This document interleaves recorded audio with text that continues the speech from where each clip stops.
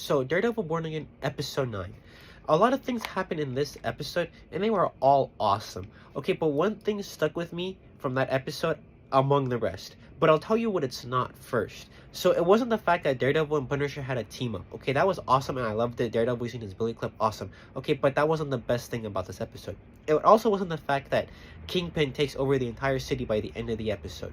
It also wasn't the fact that Frank Castle gets captured, and then by the end of the episode and a post-credit scene, you see him starting to break out of his cell. Okay, it also wasn't the fact that Daredevil, not Matt Murdock, Daredevil himself is putting together a team of people that he trusts to, take back the city from Kingpin. It also wasn't the fact that Mayor Fisk now has the New York City under martial law and has a curfew at 8 p.m. Okay, it also wasn't the fact that Heather, which is Matt's girlfriend in this season, is now like the head department chair of mental health for the mayor's office because Fisk asked her to do it. It also wasn't the fact that Bullseye is essentially in this episode for like 5 seconds and it's like, okay, I guess we're going to see where that story goes on next season. It wasn't that.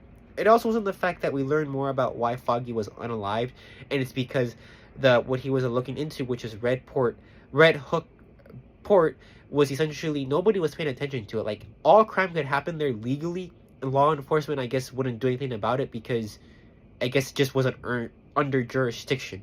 Okay, it also wasn't the fact that that's why we learned that Kingpin wants to invest in this Red Hook port because he could conduct all of his unlawful activities there and nobody would care, essentially. It also wasn't the fact that Kingpin is keeping people in cages, those people being the people that he disagrees with, which is actually surprising because I would figure he'd just kind of take them off the board permanently.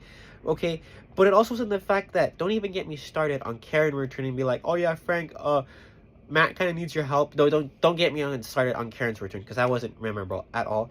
And also, maybe Frank and Karen have feelings for each other. I don't know. But what stuck with me the most out of this in the season and this episode was the fact that Kingpin, with his bare hands, broke somebody's face. Okay, he dislocated and broke the guy's jaw, which is okay. I can believe that.